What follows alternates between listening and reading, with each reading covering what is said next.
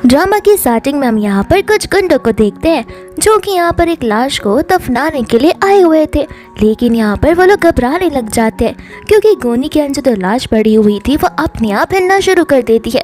अब यहाँ पर उन्हें डर लग रहा था कि कहीं वो अब भूत तो नहीं बन चुकी है करके। फिर यहाँ पर वो लाश अपने आप बाहर निकल कर भागना शुरू कर देती है। तब उन्हें समझ आता है कि वो आदमी अभी तक जिंदा ही है और अगर वो जिंदा रहा तो हमारे बॉस हमें जिंदा नहीं छोड़ेंगे। ये सोचकर यहाँ पर वो तीनों उसके पीछे भाग पड़ते हैं उसे पकड़ने के लिए। एंड इस आदमी का नाम कुछ और नहीं बल्कि ली फैंग होता है और ली फैंग हमारे इस ड्रामे का मेन लीड है। दूसरा हम यहाँ पर एक मैजिकल फेरी को देखते हैं जिसका नाम यूरी होता है। एंड यूरी यहाँ पर अपने स्पिरिचुअल बीट को पकड़ने की कोशिश कर रही थी एंड ये स्पिरिचुअल बीट जो है ली फैंग से टकरा जाता है और फिर वहाँ पर वो बीट उसके अंदर चला जाता है। बेचारे यूरी यहाँ पर सोचती रह जाती है कि या तो ये बीट फट जाएगा इस आदमी की पूरी बॉडी के साथ में, या तो फिर मुझे यहाँ पर इसे सक कर कर बाहर निकालना होगा। तो फिर यहाँ पर वो उसके माउथ की ओर से सक करना शुरू कर देती है।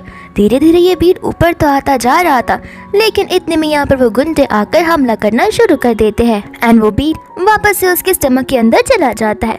यहाँ पर यूरी उसकी जान बचा लेती है और उन गुंडों को उस एरिया से बाहर निकलने के लिए कहती है। वो गुंडे कहते हैं कि देखो हमारे पास तुम जैसी बच्ची के साथ खेलने के लिए टाइम नहीं है, पहले हमें उसे खत्म करने दो, उसके बाद हम तुम्हें खत्म करेंगे। यहाँ पर जैसे वो गुंडे उसकी बात नहीं मान रहे थे और उसके करीब आए जा रहे थे, जहाँ पर यूरी जो होती है अपने मैजिकल पावर्स का इस्तेमाल करती है और यहाँ पर वो उन पर फेंक देती है अपने मैजिकल पावर्स, जिस वजह से वो लोग तो खुद ब खुद ही किस करने जा रहे थे। फिर बाद में यहाँ पर वो ली फैंग को उठाकर ले जाने लगती है, लेकिन इतने में ही सामने से एक कार आती है जो उन दोनों को टक्कर मार देती है।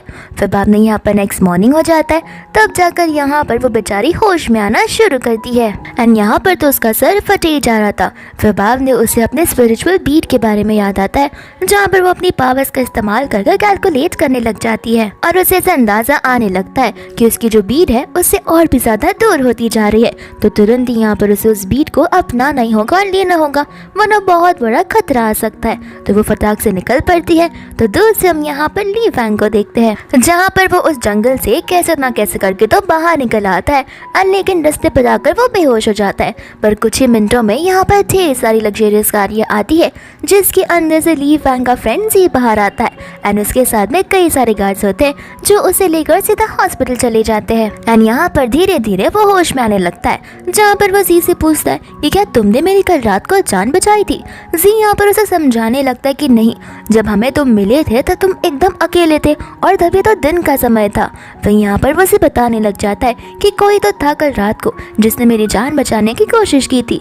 जी यहाँ पर उसे याद करने के लिए कहता है उस इंसान की शक्ल, जहाँ पर धीरे धीरे वो रात की बात को याद करने लगता है, लेकिन यहाँ पर उसके सर में और भी ज्यादा पेन होने लगता है और उसे सब कुछ ब्लर दिखाई देता है।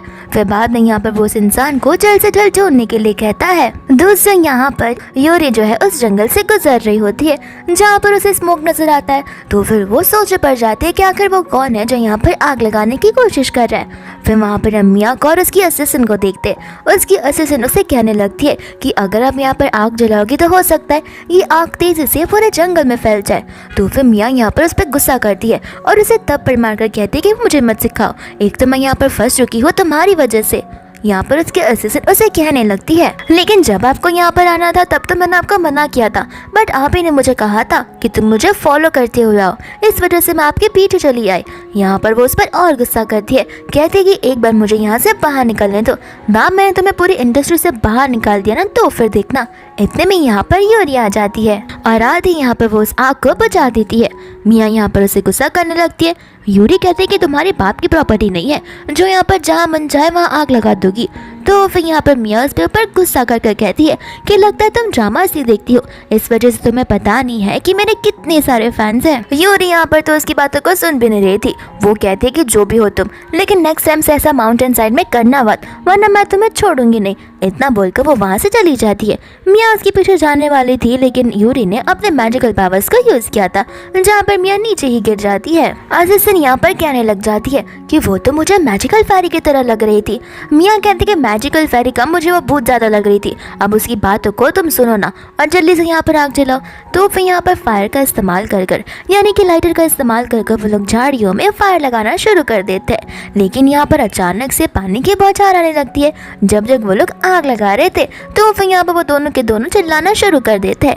इतने में यहाँ पर हम जी को देखते हैं जो अपने गार्ड के साथ में उस तरफ आ रहा होता है और जी यहाँ पर उन दोनों को देख लेता है। तो फिर यहाँ पर वो उन दोनों से पूछने लगता है कि तुम में से आखिर किसी ने कल रात को किसी इंसान को बचाने की कोशिश की थी।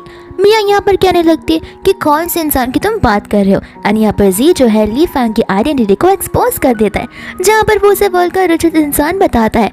एंड यहाँ पर सभी लोग उसे जानते हैं। तो फिर यहाँ पर मिया इस चीज़ को एक अच्छी अपॉर्चुनिटी मानते हुए आगे बढ़ जाती है एंड कहती है कि हाँ, मैंने ही उसकी कल रात को जान बचाई थी। फिर बाद में हम यहाँ पर ली फैंग को देखते हैं जो कि अपने कैबिन में बैठा था। एंड यहाँ पर जी मिया को लेकर आ जाता है।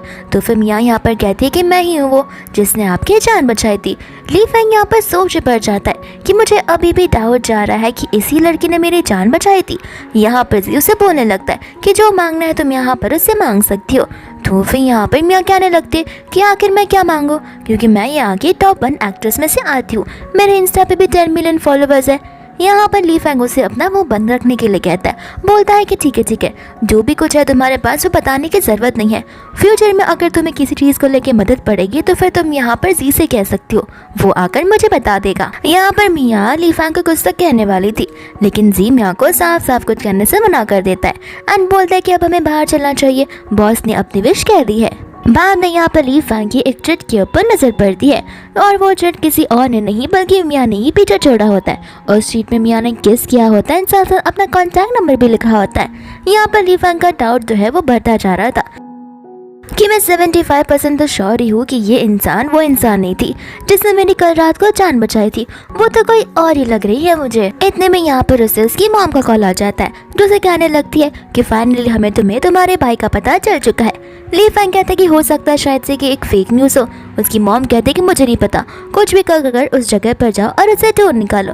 फिर बाद में यहाँ पर हम देखते हैं यूरी को, जहाँ पर वो अब सिटी में आ चुकी थी एंड यहाँ पर वो अपने बीट को ढूंढ रही थी। इतने में यहाँ पर सामने से कार आती है जो कि उसे टक्कर मार देती है एंड ये कार किसी और की नहीं बल्कि ली फैंग की ही होती है। ली फैंग यहाँ पर जी पर चिल्ला रहा होता है। दूसरा यहाँ पर जी जो है वो यूरी से उसकी हालचाल पूछा था और यहाँ पर यूरी का ध्यान सिर्फ और सिर्फ ली फैंग पे था, जहाँ पर वो ली फैंग को देखते ही उसके पास दौड़ पड़ती है एंड उसकी तरफ भागते ही यहाँ पर वो उसके लिप्स को सक करना शुरू कर देती है, जहाँ पर ली फैंग और तर्जी उसे अपने आप से दूर करने की कोशिश करते हैं। जी यहाँ पर कहते हैं कि तुम्हारी हिम्मत कैसे हुई मेरे बॉस को इस तरीके से मुलाज करने की, मूर्खो, अगर तुम यहाँ से अभी नहीं गई तो फिर मैं पुलिस को बुला दूंगा। यूरी यहाँ पर कहने लगती कि जैसा तुम सोच रहे वैसा नहीं है, मेरा एक प्रेशियस आइटम है जो कि इसके पास है। दूसरा में यहाँ पर ली फैंग की आंखों को देखते जो अचानक से रेड हो जाती है और उसकी पूरी की पूरी बॉडी वीक होना शुरू हो जाती है और तो यहाँ पर वो बेहोश भी हो जाता है। यूनी यहाँ पर सोचने लग जाती है कि लगता है ये मैटर अब मुझसे नहीं सॉल्व होगा, मुझे जाकर ग्रैंडमा से ही कुछ ना कुछ उपाय लेना होगा। फिर बाद में यहाँ पर वो जी से कहने लगती है कि मेरा इंतजार करना, मैं सोल्यूशन लेकर वापस आ जाऊंगी। इतना बोलकर वो वहाँ से भाग जाती है, जहाँ पर जी उस पर चिल्ला ही उठता है एंड यहाँ पर साथ साथ हम एक फोटोग्राफर को भी देखते हैं जो कि चुपके से उन लोगों की फोटो निकाल रहा होता है। फिर बाद में हम यहाँ पर यूरी को देखते हैं जो कि अपनी ग्रैंडमा से सोल्यूशन लेने के लाई थी एंड ग्रैंडमा यहाँ पर सोल्यूशन निकाल देती है। कहती है कि एक बहुत बेहतरीन आइडिया है, तुम उसके साथ में शादी कर लो, फिर तुम इजीली उस बीट को बाहर निकाल पाओगी। यूरी कहते कि नहीं ग्रैंडमा, शादी का और उस बीट का क्या रिलेशन है। ग्रैंडमा कहते कि रिलेशन है इसलिए तो मैं तुम्हें कह रही हूँ। यूरी साफ साफ मना कर देती है एंड सेकंड ऑप्शन के बारे में पूछने लगती है। ग्रैंडमा कहते कि टेंशन मत लो, ये सेकंड ऑप्शन और आखिरी ऑप्शन है, ये तो बहुत ईजी है, तुम्हें बस उस इंसान को जान से मारना होगा, फिर बीट खुद ब खुद तुम्हारे पास आ जाएगा। यूरी यहाँ पर जान से मार देने वाली बात को सुनकर घबरा जाती है एंड कहती कि आपको क्यों लगता है मैं एक बीट के लिए ये सब कुछ करूँगी, मुझे ह्यूमन लाइफ भी उतनी ही प्यारी है जितनी मेरी वो स्पिरिचुअल बीट है। एंड ग्रैंडमा यहाँ पर यूरी को समझाने लग जाती है कि देखो पहला ऑप्शन ही बेहतर ऑप्शन है, ऐसे भी एक नॉर्मल शादी ही तो करनी है एक बीट को बाहर निकालने के लिए, वो तो तुम आसानी से कर लोगी और वो एक ऑर्डिनरी मैन है, तुम वहाँ पर ज़्यादा मैजिकल पावर्स का इस्तेमाल नहीं कर सकती हो। फिर बाद में यहाँ पर हम देखते हैं न्यूज़ मीडिया में, जहाँ पर न्यूज़ रिपोर्टर वो फोटो को बता रही होती है जहाँ पर फ्ली फैंग जो है किसी लड़की को किस कर जाता एंड यहाँ पर यूरी का फेस हिडन था। दोस्तों यहाँ पर मिया जो होती है उस न्यूज़ को देखकर अपना ग्लास गुस्से में नीचे फेंक देती है एंड सोचने पड़ जाती है कि आखिर ये कौन है जो कि इसे किस करने की इतनी कोशिश कर रही है। फिर बाद में यहाँ पर मिया को एक आइडिया आता है कि क्यों ना मैं यहाँ पर फोटोज़ को फोटोशॉप कर मेरा फोटो लगा दूँ, ऐसे भी किसी ने इस लड़की का फेस देखा ही नहीं होगा एंड जब लोग मेरा फेस देखेंगे तो सभी को लगने लगेगा कि मैं और वो रिलेशनशिप में है। दोस्तों यहाँ पर जी को ली फैंग पूछ रहा होता है कि तुम्हें उस लड़की का पता चला, तो फिर जी कहता है कि नहीं, मैंने ढूंढने की बहुत कोशिश की लेकिन यहाँ पर उस लड़की का बेसिक इन्फॉर्मेशन भी अवेलेबल नहीं है और ना ही उसका नाम, और सभी लोग ये सोच रहे हैं कि आप वो किस करने वाली मिया है।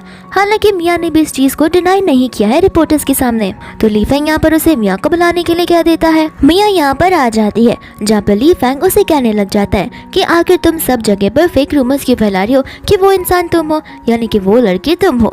मिया यहाँ पर कहने लगती है कि मुझे लग रहा था कि कोई लड़की आपको हैरेस करने की कोशिश कर रही थी और मैं नहीं चाहती थी कि आपका नाम किसी और लड़की के साथ खराब हो, इसलिए, और वैसे भी मैं आपके साथ में प्यार करती हूँ।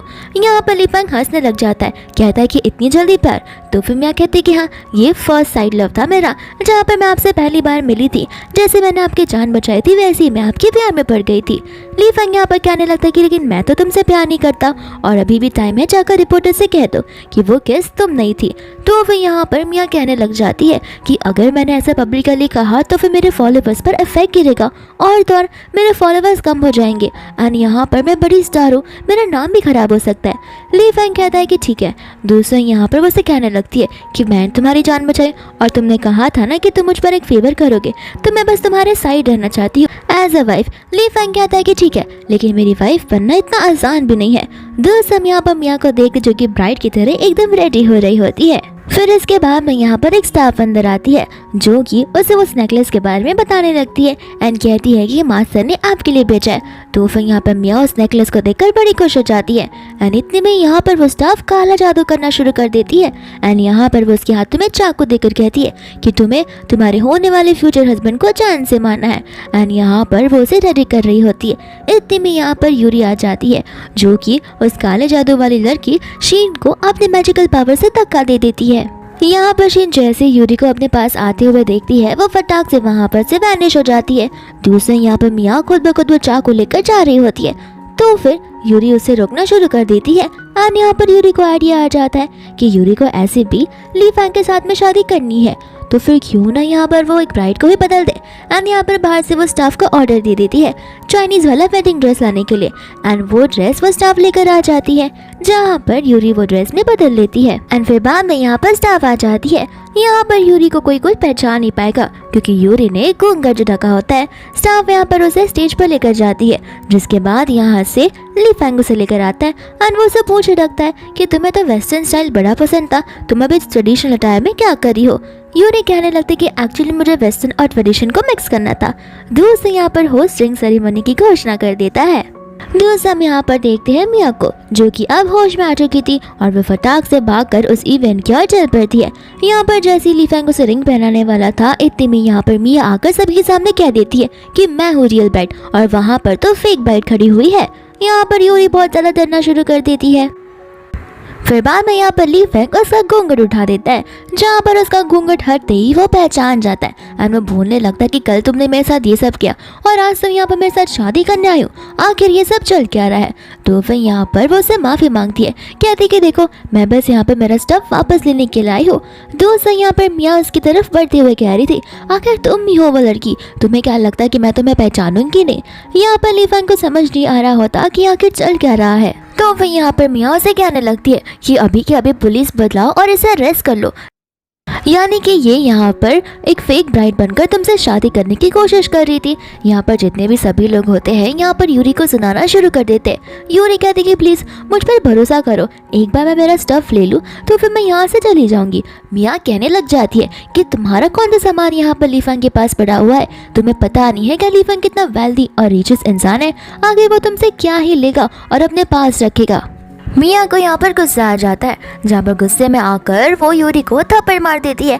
एंड यूरी को देखते ही यहाँ पर थोड़ा थोड़ा लीफेंग को रात की बातें याद आने लगती है, जहाँ पर उसे समझ आता है कि यूरी ही वो लड़की थी जिसने मेरी जान बचाई थी। यूरी यहाँ पर मन में सोचने लग जाती है कि उस रात मैंने भी उसे किस किया था और कल दोपहर को भी, और आज मैं यहाँ पर फेक ब्राइड बनकर आई हूँ। अगर मैंने हाँ कह दिया तो 3 बार मेरी मिस्टेक को जानकर ही मुझे नहीं छोड़ेगा। तो फिर यहाँ पर कहने लगते कि नहीं मैं वो लड़की बिल्कुल भी नहीं हूँ। एंड मिया यहाँ पर उसे धक्का मारकर लीफेंग से दूर कर देती है और सभी के सभी गार्ड्स को बुला लेती है, जहाँ पर गार्ड्स जो है यूरी को पकड़ लेते हैं। एंड सभी के सभी गार्ड्स यूरी को धक्के मारकर बाहर निकलने के लिए कहते हैं, लेकिन यहाँ पर लीफेंग यहाँ पर उन लोगों को जोर से चिल्लाकर चुप रहने के लिए कहता है। सभी लोग यहाँ पर आपस में बात करने लगते हैं कि लीफेंग लगता है अपनी ब्राइड से बहुत प्यार करता है, तो फिर वो बहुत स्ट्रिक्ट एक्शंस लेने वाला है। यहाँ पर मिया को लग रहा था कि क्या पता ये शादी पोस्टपोन हो जाए और मेरे हाथ से मौका चला जाए। तो फिर यहाँ पर लीफेंग से कहने लगती है कि इसे यहाँ से हमें जाने देते और हम अपनी शादी को कंटिन्यू करते, आखिर किसी और की वजह से हम अपनी शादी को क्यों रोके। लीफेंग यहाँ पर पहले उसे सवाल पूछता है कि मुझे सच सच बताना, क्या तुमने ही मेरी जान बचाई थी। मिया कहती कि हाँ मुझे पक्का यकीन है कि मैंने तुम्हारी ही जान बचाई थी। लीफेंग कहता है कि अब झूठ भी बोलना बंद कर दो, क्योंकि मुझे अच्छे से याद है उस रात तुम वहाँ पर नहीं थी। एंड यहाँ पर सभी के सामने वो अनाउंस कर देता है कि अगर वो आज शादी किसी से कर रहा है तो फिर वो यूरी है। यूरी यहाँ पर घबराने लग जाती है। लीचन यूरी से कहता है कि तुम डर क्यों रही हो, तुम्हें तो मुझसे शादी करना चाहती थी ना। यूरी कहते हैं कि भरोसा करो मैंने तुम्हें पहले 2 बार किस नहीं किया है। लीफेंग कहता है कि अरे वाह, मैंने तुमसे कब कहा कि तुमने मुझे 2 बार किस किया है, तुम खुद ब खुद यहाँ पर कबूल कर रही हो। दूसरा यहाँ पर मिया से समझाने लग जाती है कि प्लीज़ मेरे साथ ऐसा मत करो, सभी के सभी लोगों को पता है कि मैं तुम्हारी वाइफ बनने वाली हूँ। अगर तुम यहाँ पर आज मुझे रिजेक्ट कर रहे हो तो फिर मेरे फॉलोवर्स गिर जाएंगे और तो मेरे फैन फॉलोइंग भी कम हो जाएगी। लीफेंग यहाँ पर उसे साफ साफ कह देता है कि तुमने ही इस झूठ को बनाया था, तो फिर तुम इस झूठ को फेस करो, आखिर मैं यहाँ पर तुम्हारे झूठ का साथ क्यों दूँ। फिर बाद में यहाँ पर वो गार्ड्स को मिया को वहाँ से ले जाने के लिए कहता है, जहाँ पर मिया चिल्लाने लग जाती है, लेकिन फिर भी गार्ड्स उसे लेकर वहाँ से चले जाते हैं। फिर यहाँ पर उनकी शादी हो जाती है, जहाँ पर यूरी बेड पर बैठकर सोच रही होती है कि आखिर जान बचाने के लिए कोई किसी के साथ शादी कैसे कर सकता है। फिर बाद में यहाँ पर वो अपनी ग्रैंडमा को कॉल करने लगती है एंड कहते हैं कि मैंने शादी कर ली है, अब मैं फटाक से बीट निकालूंगी और कल सुबह ही माउंटेन पहुंच जाऊंगी। इतने में यहाँ पर लीफेंग आ जाता है, जहाँ पे वो डर के हमारे फोन को छुपाने लगती है। लीफेंग उसे कहने लगता है कि आखिर ऐसा तुम क्या कर रही थी जो अपने फोन को छुपा रहे हो, कहीं तुम्हारे पास कोई सीक्रेट तो नहीं है। यहाँ पर वो टॉपिक चेंज करके कहने लगते कि ये सब छोड़ो, पहले हम हमारा हनीमून मनाते हैं। यहाँ पर लीफेंग मना कर देता है, तो फिर वो उसे खींचकर बेड पर ला देती है और उसे किस करना शुरू कर देती है। लीफेंग उसे रुकने के लिए कहता है। मन में यहाँ पर वो सोचने लगता है कि कल भी इसने मुझे इसी वजह से अप्रोच किया था, कहीं कुछ तो सीक्रेट छुपा हुआ है जो ये मुझे बता नहीं रही है। फिर यहाँ पर वो ऐसा नाटक करता है कि जैसे उसे फ़ोन आ रहा हो। यहाँ पर यूरी भी उसे कहती है कि तुम्हें क्या लगता है तुम्हारा इनविजिबल फ़ोन मुझे दिखेगा नहीं क्या। एंड वहाँ से लीफेंग बाद में भाग जाता है। फिर बाद में यहाँ पर लीफेंग जो है वो जी से मिलने के लिए आ जाता है। जी यहाँ पर कहने लगता है कि अपनी लाइफ में मैंने आज तक आपको इस हालत में नहीं देखा है। लीफेंग को कुछ समझ नहीं आता, जहाँ पर जी उसकी फेस की ओर इशारा करता है एंड तब जाकर यहाँ पर उसे समझ आता है कि यूरी के लिपस्टिक्स के मार्क्स जो है वो उसकी बॉडी पर ही रह गए हैं। फिर बाद में यहाँ पर वो उस पर गुस्सा करने लगता है। दूसरा यहाँ पर जी जो है यूरी को लेकर सारी इन्फॉर्मेशन उसे देने लग जाता है। फिर बाद में वो उसके ग्रैंडपा का नाम बताता है, जहाँ पर उन्हें पता चलता है कि वो माउंटेन का जितना एरिया है वो सब कुछ उसके ग्रैंडपा को ही बिलोंग करता है। एंड साथ साथ यूरी जब बॉर्न हुई थी तो फिर कुछ टाइम बाद उसके मॉम डैड को किसी ने मार दिया था, यानी कि किसी ने उनका मर्डर कर लिया था। फिर यहाँ पर वो उसे समझाने लगता है कि बॉस क्या पता वो आपको इसलिए अप्रोच कर रही हो क्योंकि उसे लगता है आपने उसके मॉम डैड को मारा हो। तो फिर यहाँ पर उसे कहने लगता है कि देखो तुम्हें भी पता है मुझे भी पता है, बात क्या है, तो ये चीज़ तो पॉसिबल ही नहीं है। दूसरा यहाँ पर मिया को देखते हैं जो कि अपना फेस छुपाकर बार में बैठकर ड्रिंक कर रही होती है। वो जो बहुत अपसेट हो गई थी। इतने में यहाँ पर आ जाती है शीन, जो उसे कहने लगती है कि तुमने जो कुछ भी खोया है मैं वापस तुम्हें दे सकती हूँ। मिया कहते कि आखिर तुम कहना क्या चाहती हो। तो शीन उसे समझाने लगती है कि आज जो कुछ भी हुआ वो मुझे सब कुछ पता है, तुम चाहो तो मैं तुम्हें उसकी वाइफ बना सकती हूँ। यहाँ पर वो उसे कहने लगती है कि तुम्हें क्या लगता है मैं पागल हूँ और तुम्हारी आइडेंटिटी क्या है। शीन यहाँ पर कहती है कि मेरी आइडेंटिटी जानकर क्या करोगी, तुम्हारा काम हो रहा है इसमें ही खुश रहो। लेकिन यहाँ पर मिया से कहने लगते कि मैं कोई बेवकूफ़ नहीं हूँ, चुपचाप यहाँ से चली जाओ। मामा यहाँ पर शीनू से अपना कार्ड देते हुए कहती है कि इसे रखना, मैं तुम्हारा रिवेंज लेने में हेल्प कर सकती हूँ। इतना बोलकर यहाँ से वो चली जाती है, जहाँ पर मिया ठान लेती है कि उससे ये रास्ता चुनना ही चाहिए। फिर बाद में यहाँ पर नेक्स्ट मॉर्निंग में यूरी ब्रेकफास्ट करना शुरू करती है, तो यहाँ पर वो पूछने लगती है कि आखिर मेरा हस्बैंड मुझे नजर नहीं आ रहा। स्टाफ यहाँ पर बताने लगती है कि अक्सर बॉस बहुत जल्द ही घर से जाकर कंपनी जाया करते हैं और रात के समय भी वो घर पर नहीं आते। यूरी यहाँ पर सोचने लग जाती है कहीं जानबूझकर ये घर पर तो नहीं आ रहा, मुझे तो ये लगता है। लेकिन अगर वो घर पर नहीं आएगा तो मैं मेरा वेट वापस कैसे निकालूंगी। स्टाफ को लगता है कि यूरी शायद से रोने वाली है, तो वो उसे कंफर्ट करना शुरू कर देती है एंड कहती है कि मैं ना बहुत अच्छा सा लंच बनाऊंगी, तो फिर आप वो लंच लेकर कंपनी चले जाना। आपके हस्बैंड को यानी कि मेरे सर को बड़ा पसंद आएगा। यहाँ पर यूरी उसे बहुत बड़ा थैंक यू कहती है। स्टाफ कहते हैं कि इसमें थैंक यू वाली कोई बात नहीं है, मैं बस चाहती हूँ कि आप दोनों एक साथ बहुत खुश हो, इसलिए मैं ये सब कर रही हूँ। फिर इसके बाद में यहाँ पर वो लंच बॉक्स लेकर उसके ऑफिस में पहुँच जाती है। एंजी यहाँ पर उसे रास्ता बताता है। अंदर आते ही लीफेंग यहाँ पर सोच पड़ जाता है कि कहीं इसे समझ तो नहीं आ रहा ना कि मैं इसे अवॉइड करने की कोशिश कर रहा हूँ। यूरी यहाँ पर उसे कहने लगती है कि देखो मैंने स्पेशली तुम्हारे लिए लंच बॉक्स प्रिपेयर किया है। लीफेंग कहता है कि ठीक है, इसे यहाँ पर छोड़कर तुम जा सकती हो, मैं घर जाकर खा लूँगा। यूरी यहाँ पर नाराज़ हो जाती है, कहती है कि अगर घर आकर खाना होता तो मैं ऑफिस में ये कहकर क्यों आती, एक काम करो ना मेरे सामने खाओ। एंड यहाँ पर वह हंसना शुरू कर देती है। लीफेंग उसे कहता है कि भूतों की तरह खी क्या कर रही हो तुम। यूरी यहाँ पर उस पर गुस्सा करने लगती है, कहती है कि इतनी मेहनत कर मैं यहाँ पर लंच बॉक्स बनाकर आई हूँ, लेकिन तुम्हें तो कुछ कदर ही नहीं है। लीफेंग यहाँ पर सोचे पड़ जाता है कि मुझे कुछ भी कर इसे जल्दी से यहाँ से भगाना ही होगा, क्योंकि अगर मैं इसके साथ डिबेट करता रहा तो ये तो रात भर मुझसे झगड़ सकती है। वो कहते हैं कि ठीक है, खाना परोस दो, मैं खाने के लिए रेडी हूँ। यहाँ पर वो चॉपस्टिक्स को लेने ही वाला था कि यूरी खुद ब खुद यहाँ पर उसे करीब जाकर उसे खिलाना शुरू कर देती है, जहाँ पर लीफेंग को भी समझ नहीं आ रहा था कि ऐसे पोजीशन में खाना जरूरी है क्या। इतने में यहाँ पर जिप बिना नॉक किए अंदर आ जाता है और उन्हें ऐसे पोजीशन में देखकर शर्माते हुए बाहर भाग जाता है। एंड लीफेंग बाद में यूरी को अपने आप से दूर करता है एंड खुद ब खुद ही चॉपस्टिक्स लेकर खाना शुरू कर देता है। यूरी के यहाँ से जाने के बाद जी कैबिन में आकर लीफेंग से कहने लगता है कि मुझे तो तुम दोनों के बीच में एक प्यारी सी केमिस्ट्री लग रही है कि कहीं तुम दोनों। लीफेंग यहाँ पर उसे कहता है कि खबरदार आगे तुमने कुछ भी कहा तो। सी कहता है कि देखो मुझे पहले लग रहा था कि शायद से ये हमारी कंपनी के सीक्रेट्स को चुराने के लिए आई है, लेकिन अब तो मुझे लगता है कि शायद से वो तुमसे प्यार करती हो। लीफेंग यहाँ पर गुस्से में उसे ऑफिस के बाहर निकाल देता है, कहता है कि वापस से अगर ये सारी बात की ना तो तुम्हें अफ्रीका वाले ब्रांच में। इसके बाद में यहाँ पर वो मन ही मन में सोचने लगता है कि जो भी हो क्यूट तो वो लगती है। फिर बाद में यहाँ पर वो स्टाफ को कॉल करके कहता है कि मुझे यूरी के साथ में एक इवेंट में जाना है, तो फिर उसे अच्छे से रेडी कर लेना। एंड यहाँ पर वो स्टाफ बड़ी खुशी खुशी यूरी को वो सारी बातें बताने लगती है एंड कहते कि मुझे लगता है यंग मास्टर ने आपके लिए कुछ तो बहुत बड़ा सरप्राइज प्रिपेयर किया है।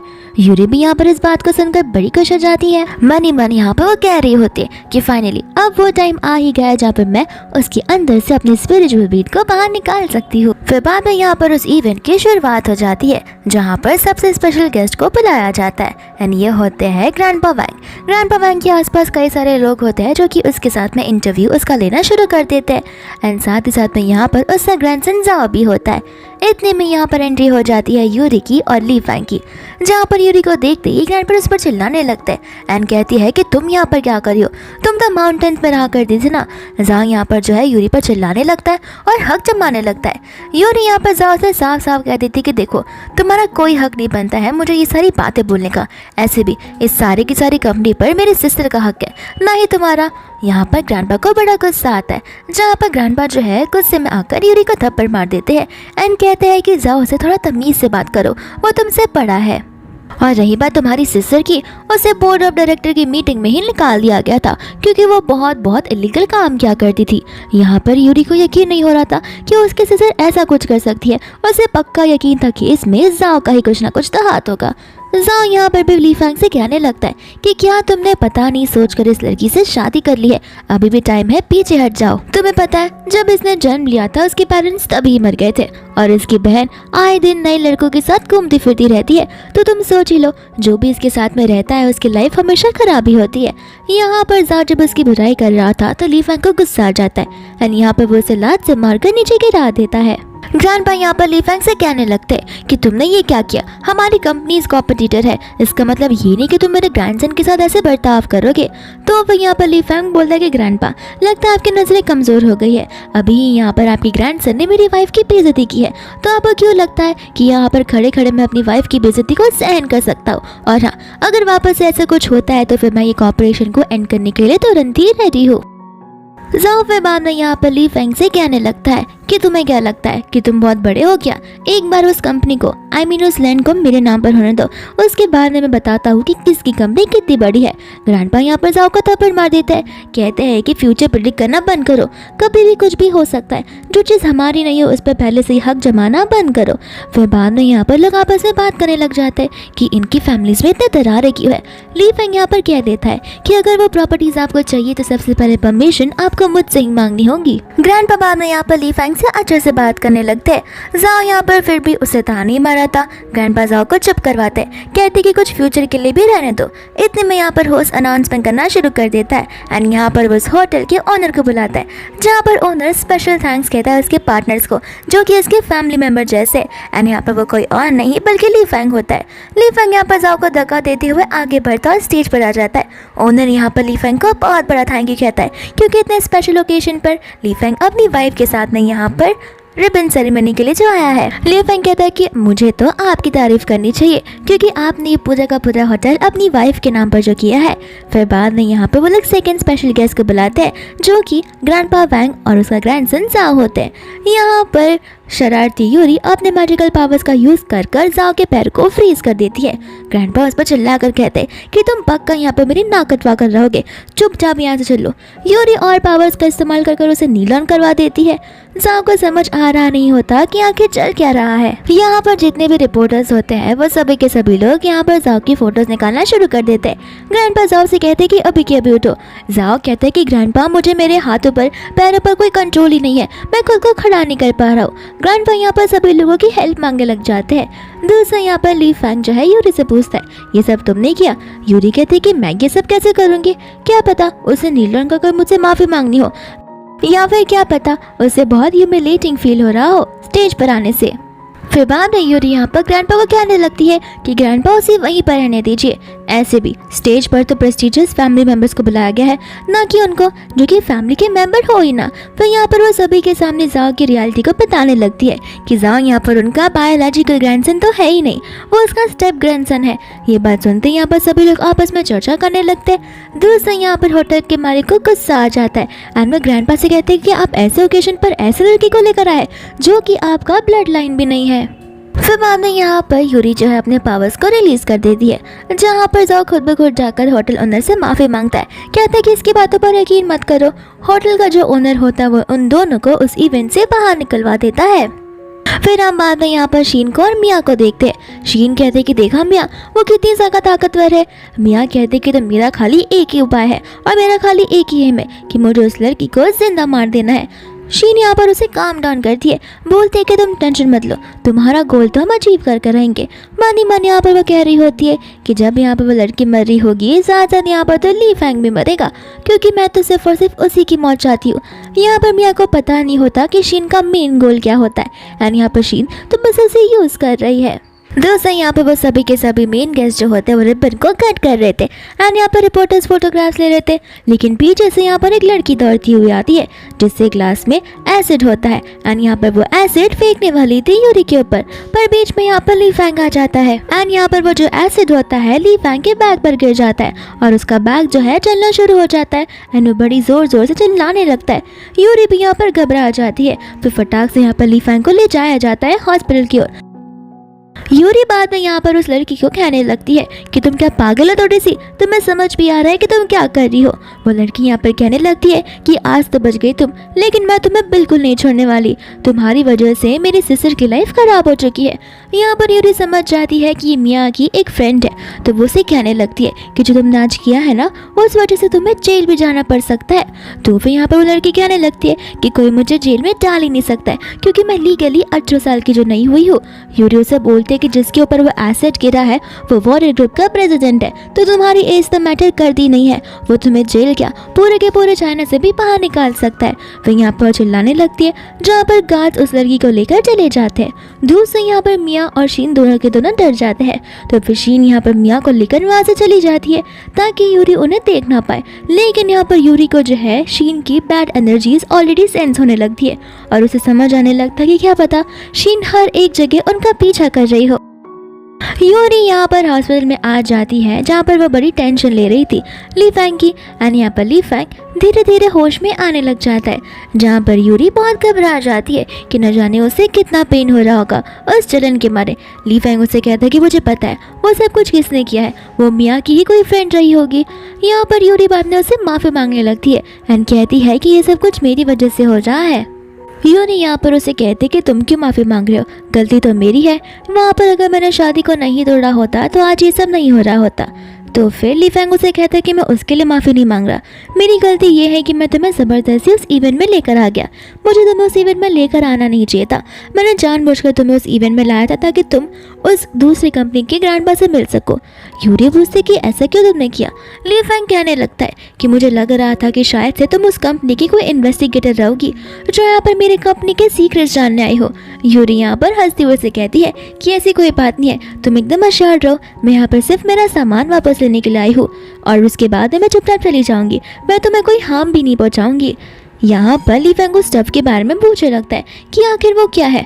यूरी यहाँ पर उसे बताने वाली थी, लेकिन वो मन में सोचने लगती है कि वो स्पिरिचुअल वीड बहुत ज़्यादा ही यूनिक है एंड अगर वो किसी अनजान इंसान के हाथ में लग गया या फिर इविल स्पिरिट के हाथ में लग गया तो फिर यहाँ पर उसका गलत इस्तेमाल भी हो सकता है। इस वजह से यहाँ पर वो ली फैंग को उसके बारे में कुछ बताती नहीं है। फिर बाद में यहाँ पर वो कहती है कि तुम मुझ पर ट्रस्ट कर सकते हो, सही समय आने पर मैं तुम्हें सब कुछ बता दूंगी। दूसरा यहाँ पर यूरी को डोर की ओर से ब्लैक कलर की एनर्जी सेंस हो रही थी, तो वो फटाक से चली जाती है, लेकिन यहाँ पर एक आंटी आती है अपने असिस्टेंट के साथ में और वो आंटी कोई और नहीं बल्कि ली फैंग की मम्मा ही होती है। असिस्टेंट बताने लगता है कि जैसी मैडम को पता चला कि आपको इंजरी हुई है वो आपको देखने के लिए तुरंत आ गई। यूरी को समझ नहीं आ रहा होता कि अगर वो उसकी मम्मा है तो उनमें से इतनी इविल स्पिरिट्स वाली एनर्जी क्यों बाहर निकल रही है। यहाँ पर ली फैंग खुश हो जाता है कि उसकी मम्मा उसे इसलिए देखने आई है क्योंकि वो बेचारे को चोट लग गई है। यहाँ पर उसकी मम्मा उस पर चिल्ला कर कहती है कि पहले मैंने तुमसे कहा था कंपनी का ओनरशिप लेने की कोई जरूरत नहीं है, वो पोजीशन तुम्हारे भाई की थी, लेकिन तुमने जानबूझकर वो पोजीशन उसके हाथों से छीन ली और तुम्हारी वजह से उसकी जान चली गई एक कार एक्सीडेंट में। यहाँ पर ली फैंग को गुस्सा आ जाता है, वो कहता है कि कंपनी का ओनर तो मुझे कभी नहीं बनना था, ग्रैंडपा के कहने पर मैंने ये सब किया है, और रही बात मेरे भैया की डेथ की तो मेरी वजह से तो बिल्कुल नहीं है, वो एक नॉर्मल कार का एक्सीडेंट था। यहाँ पर आंटी जो है ली फैंग को कहते कि तुम्हारी वजह से सब कुछ हुआ है, अगर तुम इस दुनिया में नहीं होते ना तो मेरा बेटा आज भी जिंदा होता। ली फैंग कहता है कि मेरा बेटा, आपका कहने का क्या मतलब है कि मैं आपका बेटा नहीं हूँ, क्या मैं आपका इलॉजिकल बेटा हूँ। यहाँ पर आंटी को गुस्सा आ जाता है, आंटी उसे थप्पड़ मार देती है, बोलती है कि अपनी हद मत बात करो। फिर बाद में यहाँ से वो चली जाती है, जहाँ पर यूरी को ली फैंग के लिए बड़ा बुरा लगने लगता है एंड यहाँ पर ली चैंग बहुत एम्बैरेस फील करने लगता है, इसलिए वो यूरी को वहाँ से बाहर भेज देता है। यूरी यहाँ पर बेंच पे बैठकर सोच रही होती है कि ली फैंग जैसे अमीर इंसान के लाइफ में भी इतनी प्रॉब्लम हो सकती है, मुझे कभी समझ नहीं आता था। मुझे लगता था कि इनके पास इतने सारे पैसे तो इनकी लाइफ तो कितनी नॉर्मल होती होगी। इतने में यहाँ पर यूरी को उसके सिस्टर सिया का कॉल आने लगता है, जहाँ पर सिया बहुत ही बीमार थी तो वो उसे अपने पास बुला रही थी एंड यूरी यहाँ पर भागते हुए उसके हॉस्पिटल रूम में चली जाती है, जहाँ पर वो साफ साफ देख सकती है कि उसकी बहन की हालत बहुत ही खराब है। उसकी बहन यहाँ पर उसे बताने लगती है कि उसे कैंसर हो गया है। यहाँ पर तो यूरी को यकीन ही नहीं हो रहा था, तो फिर यहाँ पर वो कहती है कि कुछ तो उपाय होगा ना, लेकिन सिया बताने लगते कि नहीं, मैं मेरे कैंसर के आखिरी स्टेज पर हूँ और मेरे पास जीने के लिए कुछ ज़्यादा दिन भी नहीं बचे हैं और हो सकता है कि आज ही। इतनी में यूरी यहाँ पर उसे अपना मुंह बंद रखने के लिए कहती है एंड पॉजिटिव थिंक करने के लिए कहती है। तो फिर बाद में सिया उसे बताने लगती है कि देखो भले मुझे कुछ भी हो जाए, मैं चाहती हूँ कि तुम मेरी बेटी की जान बचा लो। यहाँ पर यूरी को कुछ समझ नहीं आता, तो सिया उसे बताने लगती है कि बहुत समय पहले की बात थी जहाँ पर वो कंपनी की ओनर मैं हुआ करती थी। लेकिन यहाँ पर ग्रैंडपा ने बहुत बड़ी गंदी चाल चली जहाँ पर उन्होंने मुझे एक स्ट्रेंज इंसान से मिलवाया एंड उस दिन के बाद से मैं प्रेग्नेंट हो गई एंड मैंने बाद में यहाँ पर एक बच्ची को जन्म दिया था, जहाँ पर जन्म देते ही मैं उसे एक हॉस्टल में छोड़ आई थी क्योंकि मैं उसका ध्यान नहीं रख सकती थी। मेरे पास कंपनी की बहुत सारी चीज़ें सॉल्व करने के लिए थी और तो और तुम्हारे ग्रैंडपा का प्रेशर भी था वो कंपनी को छोड़ने का। और मुझे पता था कि अगर ग्रैंडपा को पता चल गया कि मेरी एक बेटी है तो फिर वो न जाने उसके साथ में क्या कर देंगे, इसलिए मैंने अपनी बेटी को उनसे छुपा कर रखा। फिर बाद में यहाँ पर वो बताने लगती है कि मैं चाहती हूँ कि अब तुम उसकी माँ बन जाओ एंड यहाँ पर वो उसे उस हॉस्टल का लोकेशन बता देती है। फिर बाद में यूरी वहाँ पर उस जगह पर पहुँच जाती है जहाँ पर उसे उसकी बेबी मिल जाती है एंड वो उसे लेकर अपने घर पर आ जाती है जहाँ पर वो एकदम भोली भाली सी होती है। इतने में यहाँ पर वो स्टाफ आ जाती है जो कि उस बेबी के साथ में बड़े अच्छे से बात करती है। दूसरा यहाँ पर वो लोग खाना खाने के लिए जाने ही वाले थे कि यहाँ पर यूरी को अपने हार्ट पे पेन फील होने लगता है। तो वो समझ जाती है कि शायद से वो स्पिरिचुअल बीट खतरे में है, इसका मतलब ये है कि ली फैंग भी खतरे में है। तो वो फटाक से चली जाती है और अपने मैजिकल पावर्स का इस्तेमाल कर उसका लोकेशन भी ढूंढ निकालती है जहाँ पर वो ज़ीको और कई सारे बॉडीगार्ड्स को देखती है जिन्हें बहुत चोट लगी हुई थी एंड यहाँ पर वो ली फैंग को देखती है जो कि किसी की जान लेने की कोशिश कर रहा था। फिर बाद में यहाँ पर वो उसे बेहोश कर देती है।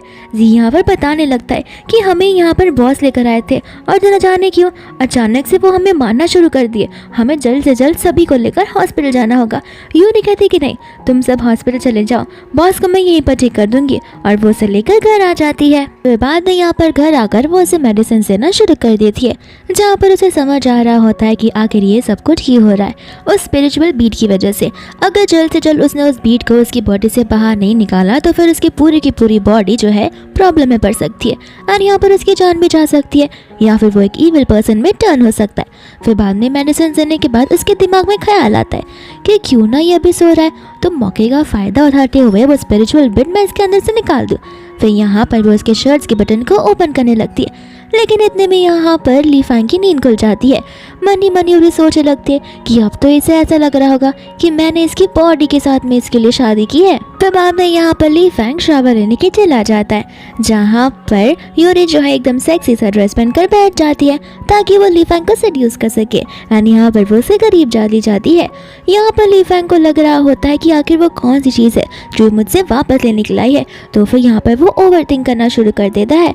दूसरा यहाँ पर यूरी होती है जिसका सिर्फ और सिर्फ फोकस उस बीट पर होता है। ली फैंग यहाँ पर उसे बीच में रोक देता है एंड कहता है कि मुझे नहीं लगता मैं इस चीज़ के लिए रेडी हूँ और मेरे अंकल ने एक बहुत ही स्पेशल वाइन लाया, तुम चाहो तो मुझसे साथ में ड्रिंक कर सकते हैं। एंड यहाँ पर ये ली फैंग का प्लान होता है कि ढेर सारा उसे ड्रिंक करवाना एंड ड्रिंक करते समय तो अगर कोई नशे में आ जाता है तो वो हमेशा सच्चाई ही कहता है।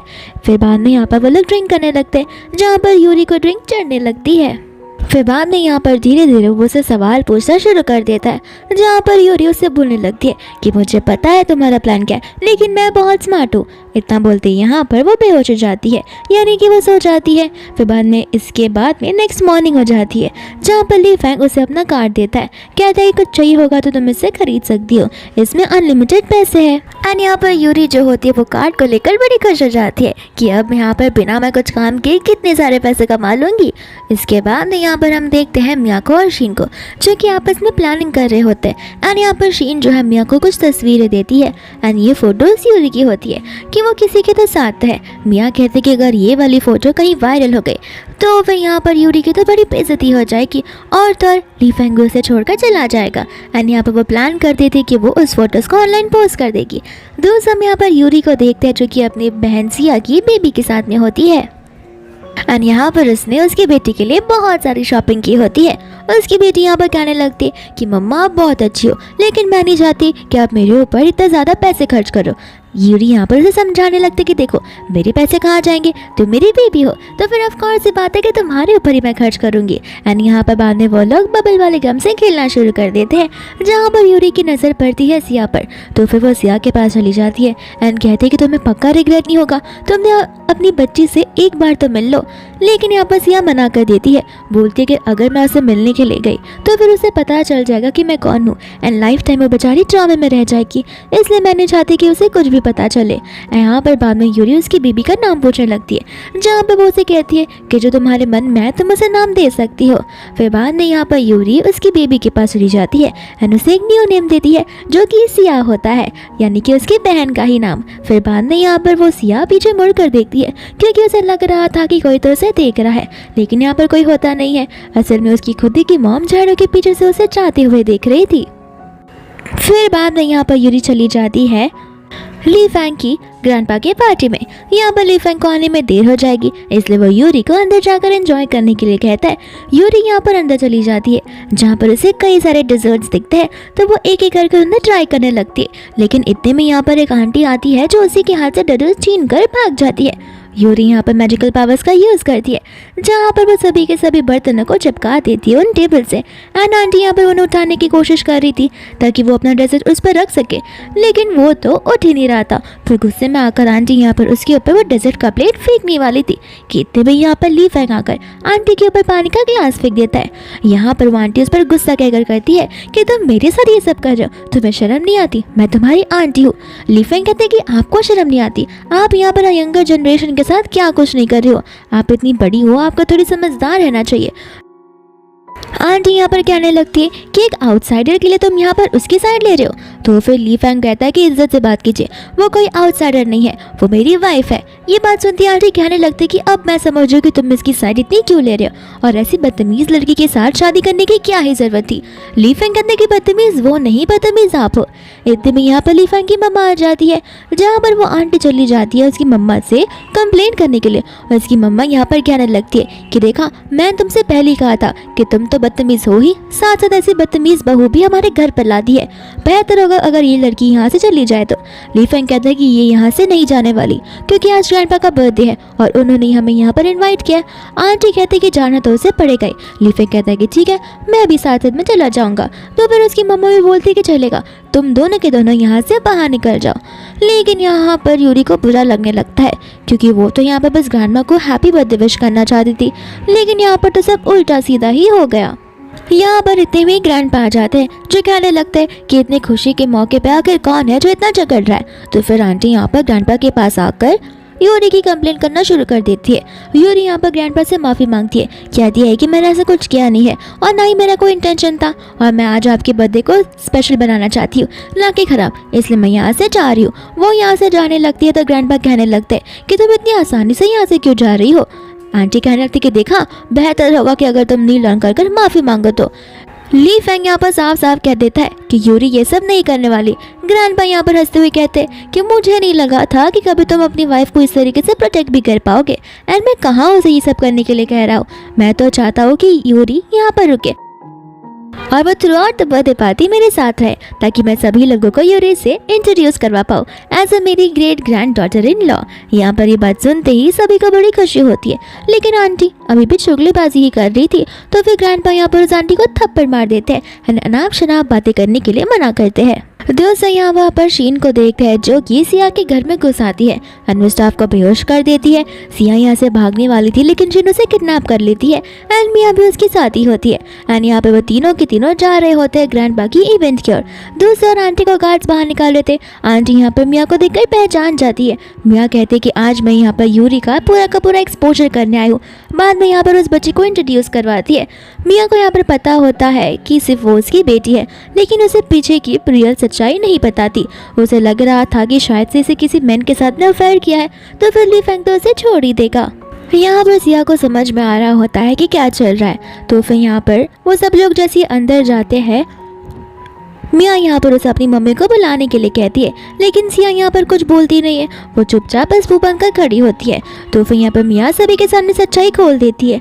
यहाँ पर यूरी को सभी को सच्चाई बतानी होती है, लेकिन उसे पता था कि अगर सब सच्चाई सुनेंगे तो साथ साथ सिया भी उनकी बातें सुन लेगी, और अगर ऐसा हो जाएगा तो फिर सिया बहुत ज़्यादा ट्रॉमेटाइज हो जाएगी। इस वजह से यहाँ पर वो एक्सेप्ट कर लेती है कि वो उसी की बेटी है एंड यहाँ पर आकर वो उसे माफ़ी मांगने लगती है।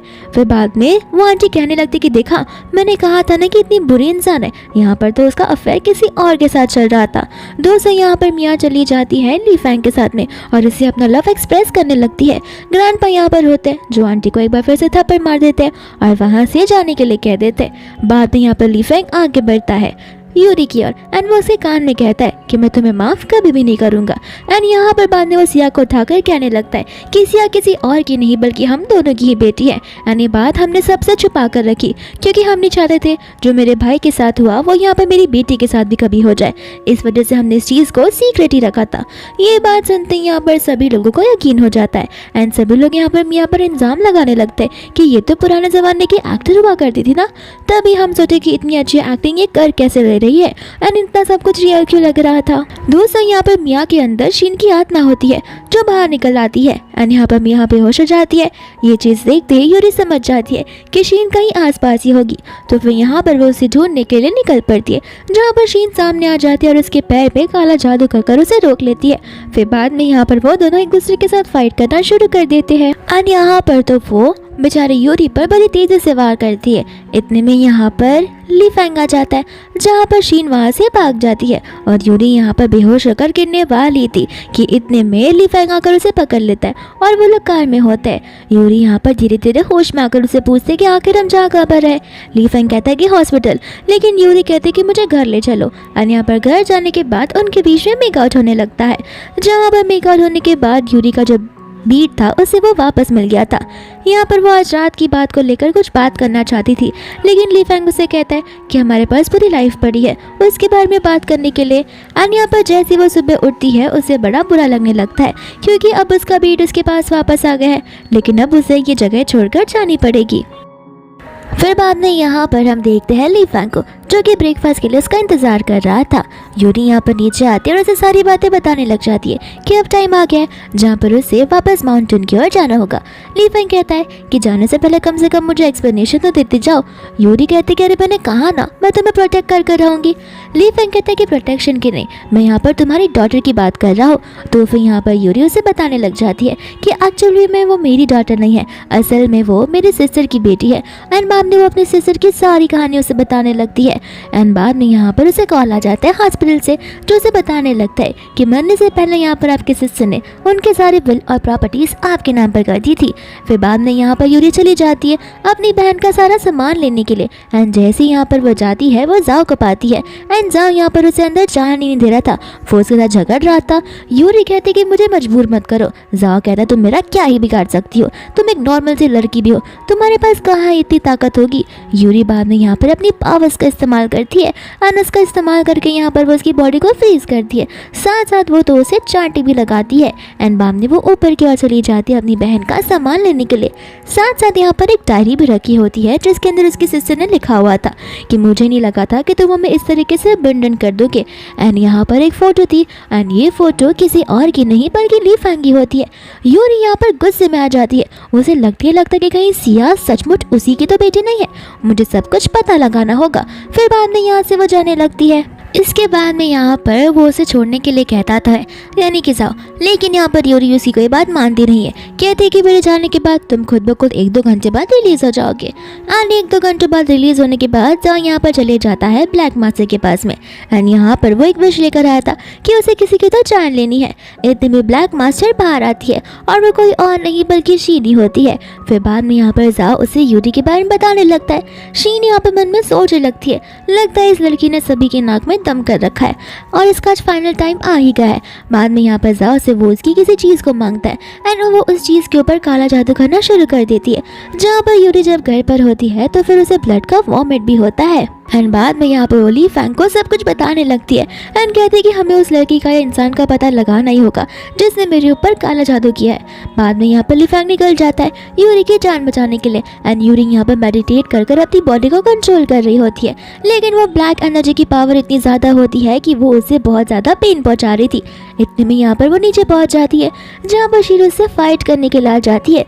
दोस्तों यहाँ पर ली फैंग होता है जो कि जाओ का पता लगा लेता है यूरी के मैजिकल व्हील की वजह से एंड यहाँ पर आती है वो जाओ को बड़ा पीटता है और अपने रिचुअल्स को वापस लेने के लिए कहता है। दूसरा यहाँ पर शीर को लग रहा होता है कि यूरी उसकी जान में फंस चुकी है, लेकिन यूरी कहती है कि मुझे तो इस पल का बहुत टाइम से इंतजार था, तुमने खुद ब खुद के लिए जाल बिछाई है, तुम्हें तो पता भी नहीं चला।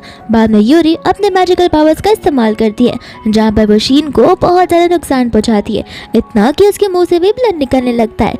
फिर बाद में यहाँ पर वो लोग घर पर होते हैं जहाँ पर ली फैंग बताता है कि सिया बिल्कुल सेफ है एंड वो मेरे ग्रैंडपा के साथ है। और फिर हम यहाँ पर सिया को देखते हैं जो कि यहाँ पर ग्रैंडपा की सेवा कर रही होती है। फिर बाद में यहाँ पर ली फैंग और यूरी पहुँच जाते हैं उसके ग्रैंडपा के यहाँ पर, जहाँ पर सभी लोग मिलकर एक साथ लंच करने लगते हैं। हालांकि इसी बीच में यहाँ पर उसकी मम्मा का और ली फैंग का और यूरी का झगड़ा होता भी है और यहाँ पर सिया भी अपनी ग्रैंडमा को मनाने की कोशिश करती है, लेकिन उसकी ग्रैंडमा कभी उसकी बातें मानती नहीं है। दूर से यहाँ पर ली फैंग जो है अपने भाई के बारे में बताना शुरू कर देता है, जहाँ पर वो अपनी भाई की तस्वीर भी उसे बताता है। यूरी यहाँ पर उसके भाई को देखकर शॉक हो जाती है एंड कहने लगती है कि इसका मतलब है तुम दोनों ट्विंस थे।